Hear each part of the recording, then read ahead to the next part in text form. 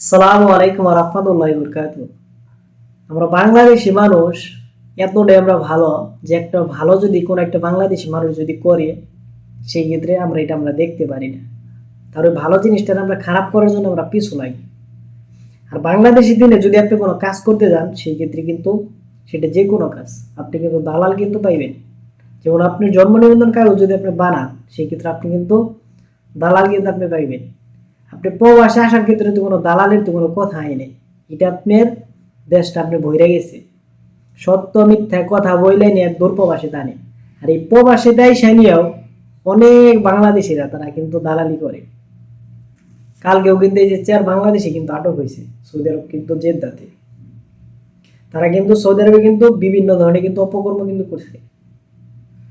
আজকে কিছু সংখ্যক বাংলাদেশি মানুষের জন্য পুরো সৌদি আরবে কি যারা ভালো আছিল অবস্থানে, যারা ভালো ভালো কাজ করতো, সেই ক্ষেত্রে তারা আজকে সৌদিয়ানদের কাছে আর কি খারাপ হইতেছে, তারা কি কালারে পড়তেছে বাংলাদেশি মানুষ ভালো না। আর এই প্রভাবটা কিছু বাংলাদেশি মানুষের জন্য সারা বাংলাদেশের উপরে, সারা বাংলাদেশি মানুষের উপরে পড়ছে।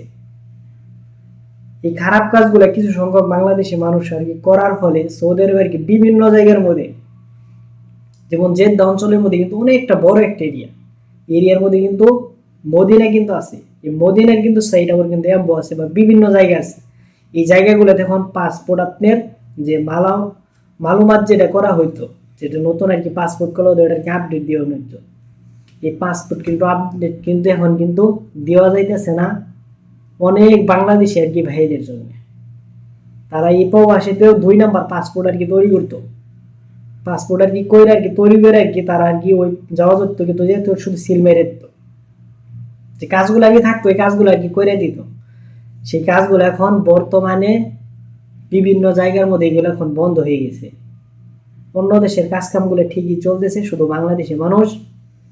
আপনি বিশ্বাস না হইলে বাদ আপনি যদি এম্বু শহরের ভিতরে দেখেন, আপনি নিজে আর কি যাওয়া যেত আপনি যে দেখেন যে কি সমস্যা, এই জন্য আর কি এই যাওয়া যেতে থেকে আর কি পাসপোর্ট আর কি মালুমাত যেটা এটা হয় না কি জন্য, দেখেন আপনার কি বলে। সৌদি আরবের বিভিন্ন জায়গার মধ্যে এরকম কিন্তু সমস্যা কিন্তু হইতেছে। যে সমস্যাগুলোর জন্য আজকে দায়ী কিন্তু আমরা প্রবাসীরাই দায়ী। কিছু সংখ্যক প্রবাসী তারা কিন্তু বিভিন্ন ধরনের খারাপ কাজ করে, যেমন চুরির থেকে শুরু করে বা এমন কোনো কাজ নেই আপনার বাংলাদেশি মানুষ যেটার মধ্যে আপনার জড়িত থাকে না। আজকে অনেক প্রবাসীরা কিন্তু সৌদি আরবে কিন্তু ব্যবসার সাথে কিন্তু জড়িয়ে আছে। তারা বিভিন্ন ধরনের আর কি চাকরিজীবী বা বিভিন্ন ধরনের তারা উদ্যোক্তা আর কি হয়েছে সৌদি আরবে। কিন্তু কিছু বাংলাদেশি মানুষের ফলে আস্তে আস্তে এইভাবে যদি চলতেই থাকে একসময় আমাদের বাংলাদেশি মানুষ এই সৌদি আরবে আসতে পারবো না।